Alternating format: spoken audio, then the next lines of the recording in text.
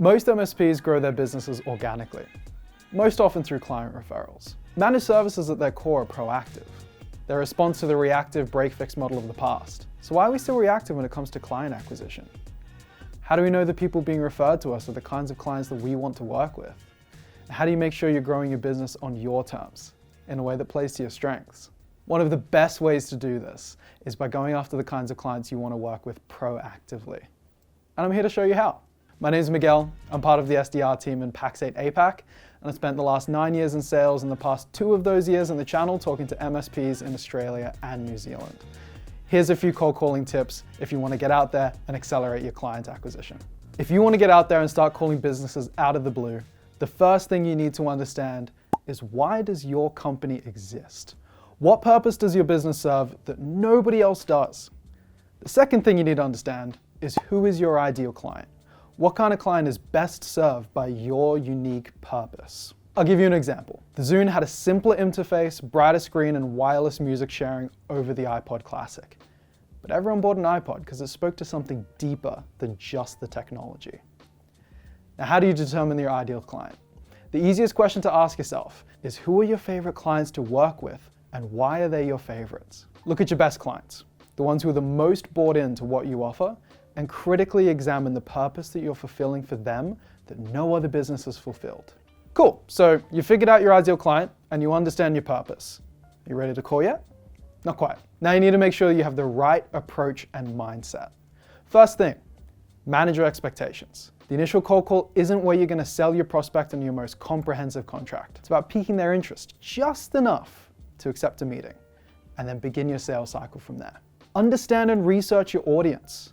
What do you need to know to make sure that you're speaking their language? A law partner would need a different talk track to a dentist or a retail store owner. Even the city or suburb you're calling has an impact. Look again at your ideal client and figure out how you can engage a similar audience. Getting your leads. One of the most challenging parts of cold calling. Who do I call? Getting leads is your first big challenge, but luckily you've done most of the hard work already. If you've done a good job on finding an ideal client, you have the business type, size, and locations of the kinds of businesses that you want to work with. You can use online prospecting tools or even Google Maps with these terms and build a list of ideal clients to reach out to. At this stage, I'd very highly recommend using a CRM. For most MSPs, sales cycles average around 6 months long, and the average time to close an initial engagement is around 5 or 6 touch points. You can't keep track of dozens of prospects or hundreds of touch points over months and months in an Excel spreadsheet. Do yourself a favor and research a CRM that works for you. So, you've got the right mindset, the right purpose, the right prospects, and lead lists in your CRM. It's finally time to call. The general structure of a cold call is in 3 stages: the opener, discovery, and the close. Or alternatively, sell the conversation, sell yourself, and sell the meeting. So first, the opener. The opener is absolutely critical. You can't practice the real meat and potatoes of the conversation if you can't get past the opening. Confidence is key here. It may seem obvious, but we just don't realize how much less important what you say is compared to how you say it. You need to sell the conversation before you start selling anything else, and make yourself sound worth talking to. How do you do this? How do you avoid the dreaded hang-ups, go-aways, and never call me again? Think about the last time you answered a random call. I can bet you were thinking some variation of, who is this? What company are you calling from? And why are you calling me? While it may be your initial instinct to try hide the real purpose of your call, it is a very common mistake when cold calling to spend a while dancing around with small talk. Don't do this. The best way to not get blown off, or at least get a more straight up no than a click and a dial tone, is to answer those 3 questions as soon as possible in the call. Hit them with a clear, simple purpose, ask a good, relevant, open-ended question, then let your prospect make the decision on whether they want this call right now. Let me give you an example. Hello, John. My name is Miguel Wolstenholme from Simply Managed IT. How have you been? I'm giving you a call today because I saw that you run a couple of dentist offices in the Springfield area. I manage the IT systems and cybersecurity strategy for similar businesses in the area, and I want to learn a bit more about yours and see if it makes sense to have a meeting. What's been front of mind this year when it comes to your business? Now, hopefully they start answering your questions and buy the conversation. Don't be pushy. Most people will give you the time of day at some point, if you're patient. Let's say they've bought the conversation. Well, now you're in discovery.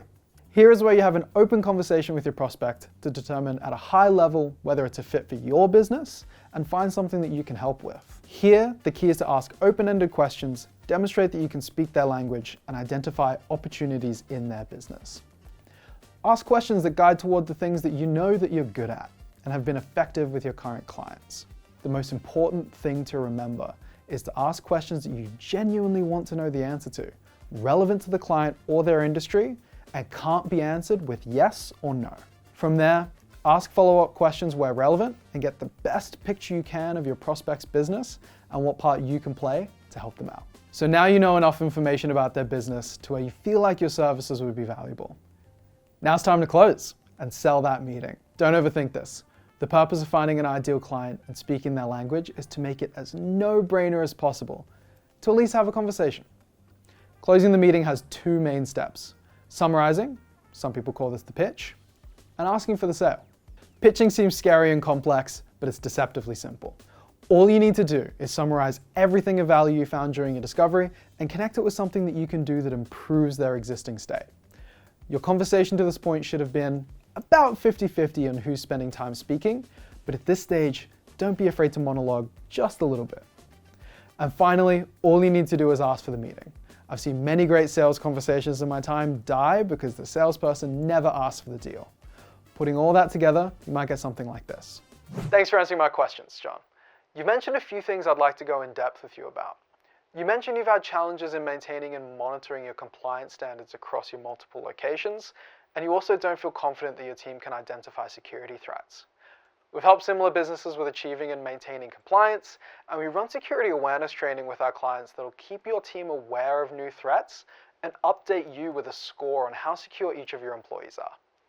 I'd love to book a meeting with you and discuss in detail exactly how we do this. Do you have a calendar handy? Simple as that. You booked a meeting in. Cold calling is an essential part of proactively growing your business, and it's way less scary than you might think. It requires preparation, agility, and resilience. Target the right prospects and hit them with the right message, with the right preparation, and you'll be converting meetings in no time. And have a powerful driver in your business that separates you from the competition. Check out the other videos on the Pax8 APAC YouTube channel for more MSP content. Thanks for watching.